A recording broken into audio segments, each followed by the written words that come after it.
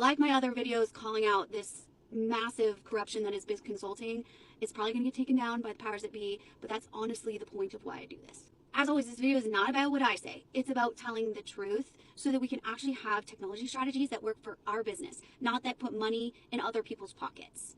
I'm going to take you through a case study that shows you the data in the public sector. And the reason why I focus a lot in the public sector is because in the private sector, when one of these consulting firms, something goes wrong, they immediately are going to slap NDAs and they're going to start suing people, right? And they want this to be a secret because secrets is how they continue to get these multi-billion-dollar contracts with large organizations, right?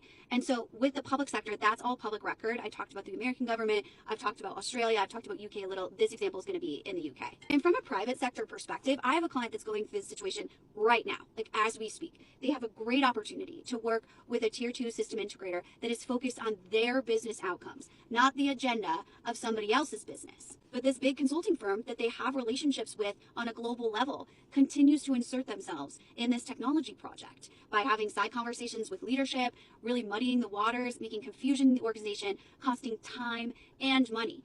And you really know they're desperate when they come to us and start to try and wine and dine us. Unfortunately for them, we don't give a shit about that. We're not very fancy people. We want the business to get what they need, period. I talk all the time about how SAP controls 60% of the global transactions. That is insane power. So it's impossible to avoid these big firms. They sell ideas of safety and scale while creating these terrible dependencies. You can never get away from them, and they cost you so much money. It's honestly not a conspiracy theory that I'm preaching here. It's just simple market power that we have to be able to talk about. They see a vulnerable part of your business and promise ridiculous results. And that's exactly what happened in this case study I'm going to cover. So back in 2020, during the pandemic, again, very vulnerable time, need fast results. McKinsey and Deloitte promised the UK a world-beating system that would allow them to test and trace COVID-19 infections. And the goal here, of course, was to avoid further lockdowns. They actually gave them a budget of £22 million, which increased, of course, because it's big consulting, to £37 billion, which is the most expensive civilian program in European history.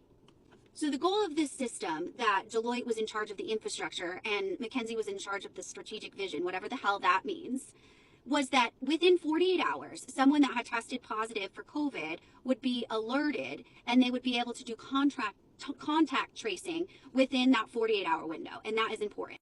So Deloitte had its hands deep in this contract. And I'm going to tell you how deep. By mid-2021, Deloitte had over £298 million in contracts regarding this program.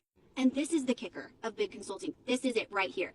They had over 900 consultants working on this that cost over £1,000 a day just for junior consultants. And for the senior consultants, just buckle up, £6,000 a day.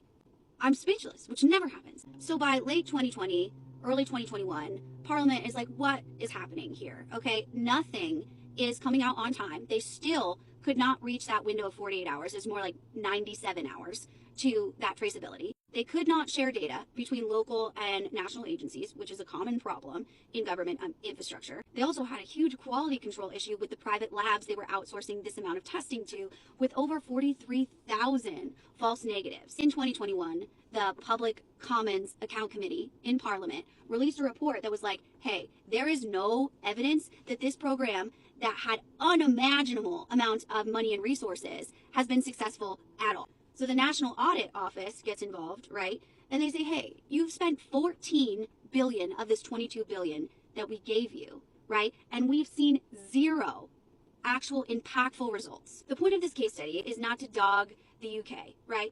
This was an impossible time where they had to make very fast decisions. The thing that happened here is they got completely taken advantage of by big consulting. And I want you to be able to know that that is their business model and how to avoid it. It shows how these consulting heavy operating models and this theater showcases how they can convince you that this is a need for your organization when you as a business are actually smart enough to do all of that yourself. Will you need outside help? Maybe, right? But it doesn't mean giving the keys to your business over to someone else. All I want us to do in this little corner of the internet is to be able to tell the truth and get the objectives that your business needs, not somebody else that's flying you out, taking you to the Australian Open. That stuff doesn't matter. Use your budget wisely. Pick partners, not people that are going to drag you along for the ride. Of course, this is just my opinion. I'd love to hear what you guys think in the comments. If you stayed this long, I really appreciate you watching, and I'll see you next time.